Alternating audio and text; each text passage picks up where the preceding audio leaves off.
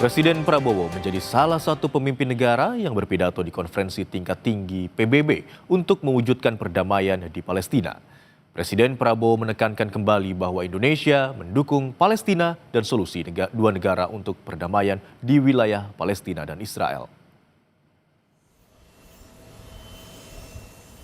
Presiden Prabowo Subianto menjadi salah satu pemimpin negara yang berpidato di konferensi tingkat tinggi Perserikatan Bangsa-Bangsa membahas upaya penyelesaian damai konflik di Palestina.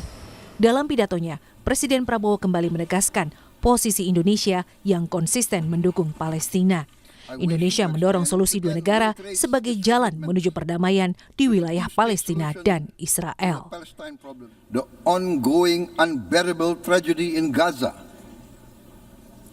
Thousands of innocent lives, many of them women and children, have been killed. Famine looms.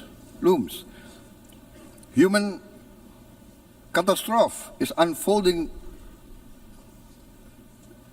with our eyes. We condemn all acts of violence against innocent civilians.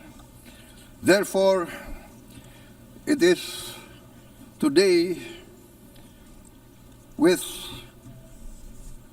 dignity that we gather to take our historical responsibility.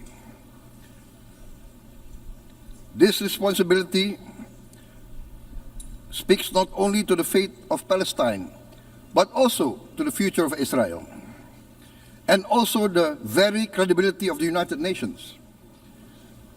We condemn all violence against innocent civilians. Therefore, Indonesia once again reiterates its commitment to the two-state solution in the Palestine problem.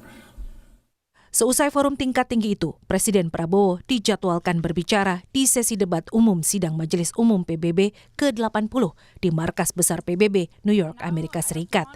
Pidato akan berlangsung pada Selasa malam pukul 20 waktu Indonesia Barat atau pukul 9 pagi waktu setempat.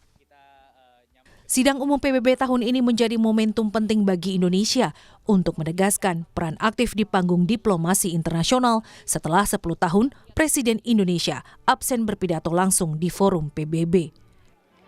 Tentu saja akan banyak hal yang disampaikan oleh Presiden Prabowo sebagai Presiden Republik Indonesia yang sudah dipersiapkan oleh pemerintah.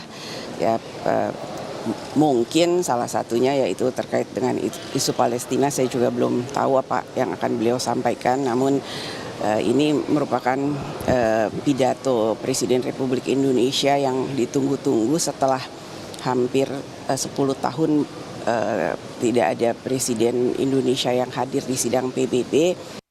Sejarah mencatat, 5 dari 7 Presiden Indonesia pernah berpidato di sidang umum PBB.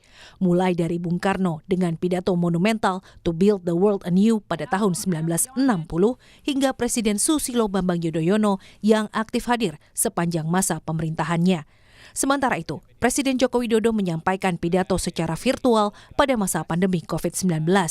Dan dalam 3 tahun terakhir, Indonesia diwakili oleh Menteri Luar Negeri Retno Marsudi. Tim Liputan Kompas TV.